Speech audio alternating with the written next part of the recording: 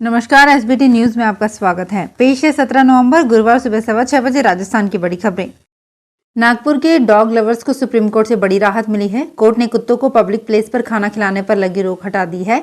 Bombay high court ने सार्वजनिक जगहों पर कुत्तों को खाना खिलाने पर रोक लगाते हुए ऐसा करने वालों पर कठोर कार्यवाही करने को कहा था।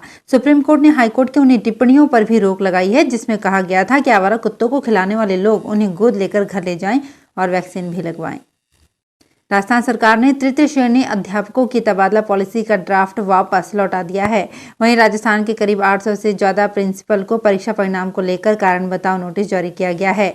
इन दोनों ही मामलों से टीचर्स में आक्रोश है। प्रदेश में तृतीय श्रेणी अध्यापक लंबे समय से तबादलों के लिए तरस रहे हैं। उन्हें उम्मीद थी कि तबादलों को लेकर जल्द ही नीति बनेगी और दूर दराज के गाँव में बैठे टीचर्स अपने घर या घर के पास आ सकेंगे, लेकिन सरकार ने उनके सपनों पर पानी फेर दिया है।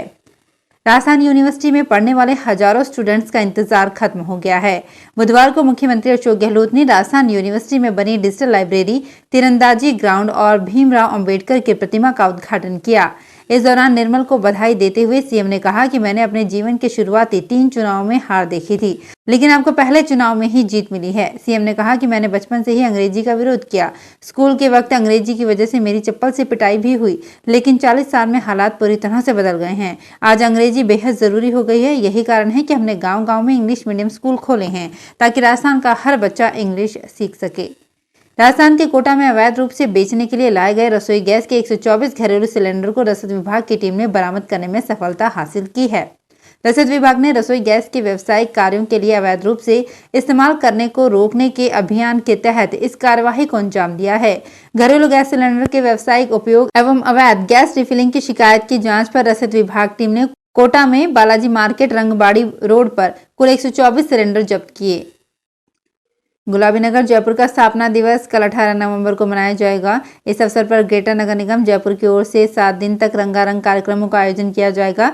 निगम प्रशासन इसकी तैयारी में जुट गया है ताकि हर कार्यक्रम अपनी छाप छोड़ सके। कार्यक्रम की शुरुआत गंगापोल दरवाजे पर विराजमान गणेश जी की पूजा अर्चना के साथ होगी। इसके बाद मोती डूंगरी गणेश मंदिर में पूजा अर्चना की जाएगी और गोविंद देव जी मंदिर में प्रभु वंदन के साथ कथक की प्रस्तुति दी जाएगी। राजस्थान के सरदार शहर विधानसभा के उपचुनाव को लेकर सियासी गलियारों में जोड़तोड़ के प्रयास तेज कर दिए गए हैं। भाजपा ने अपने पत्ते खोलते हुए पूर्व विधायक अशोक पिंचा पर दाव खेलते हुए उन्हें मैदान में उतार दिया है। इसी के साथ बुधवार को अशोक पिंचा ने केंद्रीय मंत्री अर्जुन राम मेघवाल, उपनेता प्रतिपक्ष राजेंद्र राठौड़, भाजपा नेता राम सिंह कसवा के नेतृत्व में अपना नामांकन दाखिल कर लिया है। इधर कांग्रेस के प्रत्याशी अनिल शर्मा आज गुरुवार को शीर्ष नेतृत्व के साथ अपना नामांकन दाखिल करेंगे। अनिल शर्मा दिवंगत विधायक भंवरलाल शर्मा के पुत्र हैं। अलवर शहर की सरस डेयरी के उत्पादों की सप्लाई राज्य के अन्य जिलों के अलावा समीपवर्ती राज्यों में भी काफी है। हरियाणा, दिल्ली व उत्तर प्रदेश तक डेयरी से उत्पादों की सप्लाई होती है। वैसे तो अलवर की सरस डेयरी में दूध, छाछ, दही और पनीर सहित करीब 1 दर्जन प्रोडक्ट तैयार किए जाते हैं, लेकिन यहाँ की घी की शुद्धता व गुणवत्ता ऐसी है कि एक दिन में 200 टन घी भी कम पड़ जाता है। इस संबंध में सरस डेयरी एमडी महेश शर्मा ने बताया कि डेयरी से प्रतिदिन 150 से 200 टन घी सप्लाई होता है। घी की सप्लाई अन्य राज्यों में भी होती है। वहीं अन्य उत्पाद जैसे दूध, छाछ, दही व पनीर भी काफी डिमांड मार्केट में रहती है। राजस्थान में अजमेर के नारेली में आरएसी की 11वीं बटालियन में चयनित अभ्यर्थियों के दस्तावेजों का सत्यापन 21 नवंबर को किया जाएगा। आरएसी कमांडेंट डॉक्टर किरण कंग सिद्धू के अनुसार आरएसी 11वीं बटालियन वजीराबाद दिल्ली के वर्गवार 36 एवं 14 कांस्टेबल चालक रिक्त पदों पर चयनित अभ्यर्थियों की सूची वजीराबाद और नारेली कार्यालयों पर चस्पा कर दी गई है। Indian institute of management Udaipur Rajasthan राज्य औद्योगिक विकास एवं निवेश निगम लिमिटेड का फिनटेक पार्क का नॉलेज पार्टनर बना है। इसके लिए आईआईएमयू ने रिको के साथ एक एमओयू पर हस्ताक्षर किए हैं। आईआईएम उदयपुर के डायरेक्टर प्रोफेसर अशोक बनर्जी और रिको के मैनेजिंग डायरेक्टर शिव प्रसाद नकाते ने समझौता पत्र पर हस्ताक्षर किए। सीकर की प्रभारी मंत्री शकुंतला रावत सीकर दौरे पर रही। प्रभारी मंत्री ने सीकर की कलेक्ट्रेट सभागार में जिला स्तरीय अधिकारियों की बैठक ली। इस बैठक में सीकर के लक्ष्मणगढ़ विधानसभा विधायक और प्रदेश कांग्रेस कमेटी अध्यक्ष गोविंद सिंह डोटासरा और फतेहपुर विधायक हाकम अली खान भी मौजूद रहे। बैठक में ब्यूरोक्रेसी पर नेताओं का सख्त व्यवहार सामने आया है। बैठक में ही पीसीसी चीफ गोविंद सिंह डोटासरा ने जलदाय विभाग के चीफ इंजीनियर की क्लास ली और शाम 5 बजे तक जवाब नहीं भेजने पर अधिकारियों को समझाने की बात कह डाली। बूंदी में नगर परिषद की ओर से शहर के सुनियोजित विकास के लिए बनाया गया मास्टर प्लान कागजों से बाहर नहीं निकल पाया है। मास्टर प्लान का पालन नहीं होने से शहर में नियम विरुद्ध बेतरतीब तरीके से कॉलोनियां काटी जा रही है। मास्टर प्लान के अनुसार नई बनने वाली कॉलोनियों में पार्क, स्कूल, उद्योग, मंदिर, सामुदायिक स्वास्थ्य केंद्र आदि के लिए भी स्थान चिन्हित करना होता है, लेकिन बिना जमीन कन्वर्ट कराए कट रही कॉलोनियों में ऐसा कुछ भी नहीं है।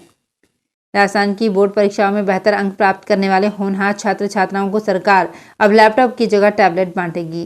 साथ में 3 साल तक 4G स्पीड का इंटरनेट फ्री मिलेगा। विद्यार्थियों को मिलने वाले टैबलेट में पढ़ाई के सॉफ्टवेयर ही चल सकेंगे। पहले 60,000 स्टूडेंट्स को लैपटॉप बांटने की तैयारी थी। अब पूरे प्रदेश में 93,000 से अधिक स्टूडेंट्स को टैबलेट बांटे जाएंगे। ऐसे में दौसा जिले में गत 3 सत्रों के करीब 450 स्टूडेंट्स को टैबलेट मिलेंगे।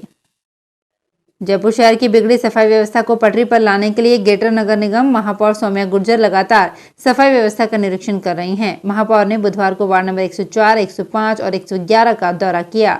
इस दौरान वार्ड नंबर 105 के 26 सफाई कर्मचारियों में से केवल 3 मौके पर उपस्थित मिले। कार्य में कोताही बरतने पर इन वार्डों के स्वास्थ्य निरीक्षक को ताराचंद को महापौर ने निलंबित भी कर दिया। साथ ही अनुपस्थित कर्मचारियों को कारण बताओ नोटिस जारी किया है। दिल्ली एयरपोर्ट की तर्ज पर जयपुर में भी सेंसर से युक्त CWIS सिस्टम की शुरुआत हो चुकी है। इस तंत्र से हवाई पट्टी के 10 मीटर ऊंचाई पर बह रही हवा की गति, कोहरा और तापमान सहित अन्य जानकारी सेकंड्स में मिल सकेगी। सर्दी के मौसम में अब जयपुर इंटरनेशनल एयरपोर्ट पर कोहरे के बीच विमान को कम दृश्यता के साथ लैंडिंग करवाना आसान होगा। पहले खराब मौसम के चलते कई बार विमान के एयरपोर्ट पर लैंडिंग नहीं हो पाती है और उसे दूसरे हवाई अड्डों पर भेज दिया जाता है, या फिर विमान लैंडिंग के लिए काफी समय तक एयरपोर्ट के आसपास चक्कर काटता रहता है और मौसम साफ होने पर उसकी लैंडिंग करवाई जाती है।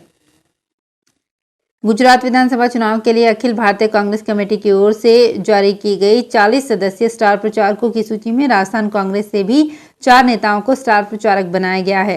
स्टार प्रचारकों में मुख्यमंत्री Ashok Gehlot, deputy CM Sachin Pilot, doctor Raghu Sharma और पवन खेड़ा का नाम शामिल है। मुख्यमंत्री अशोक गहलोत जहां गुजरात चुनाव के मुख्य पर्यवेक्षक भी हैं, तो वहीं डॉक्टर रघु शर्मा गुजरात कांग्रेस के प्रभारी हैं। वहीं पवन खेड़ा कांग्रेस पार्टी के राष्ट्रीय मुख्य प्रवक्ता हैं।